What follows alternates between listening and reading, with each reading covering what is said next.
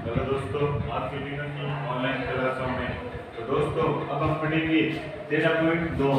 13.2 कौन सी है? पृष्ठीय क्षेत्रफल तथा आयतन। इसमें हम आयतन के बारे में पढ़ेंगे। तो हमारे पास पहला क्वेश्चन क्या है? पहला क्वेश्चन आपके पास है कि एक ठोस एक अर्धगोले पर खड़े एक शंकु के आकार का है। क्या करें भाई कि एक ठोस है जो शंकु के आकार का है और इस अर्धगोले पर खड़ा है। आइए, जिनकी त्रिज्या कितनी है? 1 सेंटीमीटर। त्रिज्या कितनी दे दी आपको? 1 सेंटीमीटर दे दी तथा शंकु की ऊंचाई उसकी त्रिज्याओं के बराबर है। जो शंकु की ऊंचाई है, क्या भाई शंकु की ऊंचाई वो के इस त्रिज्या r के बराबर है।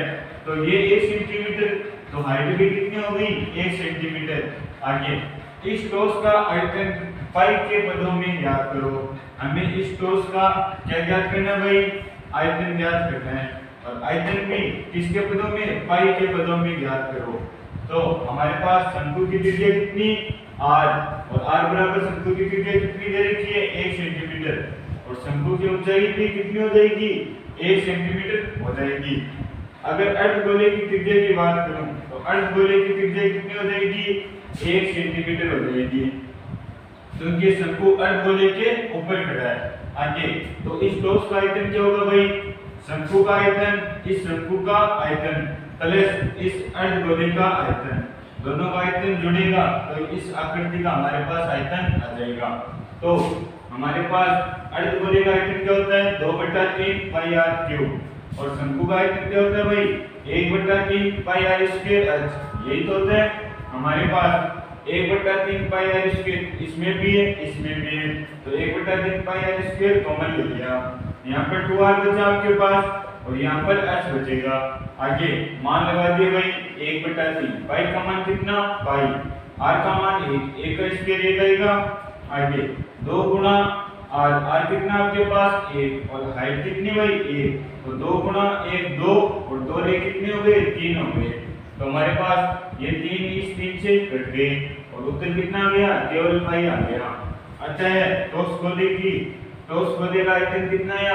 पाई सेंटीमीटर क्यूब आ गया। तो इस प्रकार के क्वेश्चन आप आसानी से कर सकते हो। इस प्रश्नावली में आपको आयतन का फॉर्मूला पता होना चाहिए। आगे अब करते हैं दूसरा क्वेश्चन।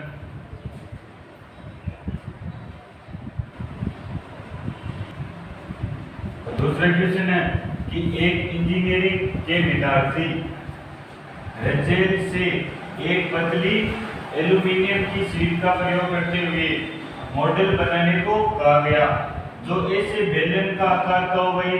किस आकार का हो? बेलन के आकार का, जिसके दोनों सिरों पर क्या हो? 2 शंकु जुड़े हुए हों। तो दूसरा क्वेश्चन क्या है?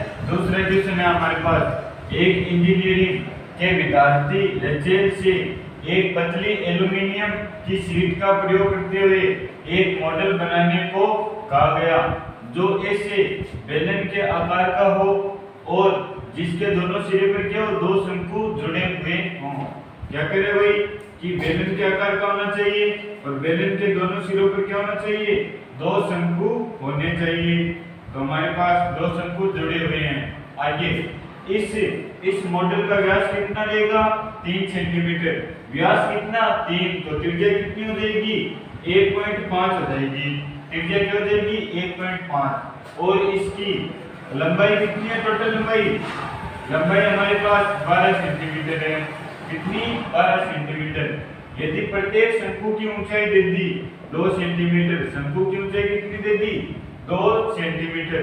रेजेल द्वारा बनाए गए मॉडल में अंतर्निहित हवा का आयतन ज्ञात करो। हमें क्या ज्ञात करना है? इस आकृति का आयतन ज्ञात करना है। तो आयतन में क्या आएगा भाई? एक बेलन का आयतन आएगा और 2 जो शंकु जुड़े हैं उनका आयतन आएगा। तो आयतन किस प्रकार निकालेंगे? 2 शंकु का आयतन और एक बेलन का आयतन। शंकु का आयतन क्या होता है आपके पास? 1/3 पाई r स्क्वायर h और 2 शंकु है तो 2 से गुणा कर दिया। आगे बेलन का आयतन क्या होता है? पाई r स्क्वायर h। यही होता है पाई r स्क्वायर h। तो हमने क्या किया? इन दोनों को जोड़ दिया तो हमारे पास इस आकृति में जितनी हवा है हमारे पास उसका आयतन आ जाएगा। लेकिन हमारे पास r h और बेलन की ऊंचाई उसका मान चाहिए। तो हमारे पास शंकु की त्रिज्या कितनी है 1.5, शंकु की त्रिज्या 1.5 होगी, व्यास कितना है 3, तो 3 का आधा 1.5 और शंकु की ऊंचाई कितनी है, शंकु की ऊंचाई 2 सेंटीमीटर है। ठीक है, शंकु की ऊंचाई भी है और हमारे पास त्रिज्या भी है। आगे बेलन की त्रिज्या कितनी, बेलन की त्रिज्या 1.5 क्योंकि व्यास कितना है भाई 3 सेंटीमीटर और बेलन की ऊंचाई क्या हो जाएगी, पूरी ऊंचाई कितनी 12 सेंटीमीटर, पूरी ऊंचाई 12 सेंटीमीटर। दो जो ऊपर है उस शंकु की ऊंचाई घटेगी और दो जो नीचे उस शंकु की ऊंचाई घटेगी। तो 2 - 2 तो कितना गया, 12 में से 4 गए तो 8 सेंटीमीटर।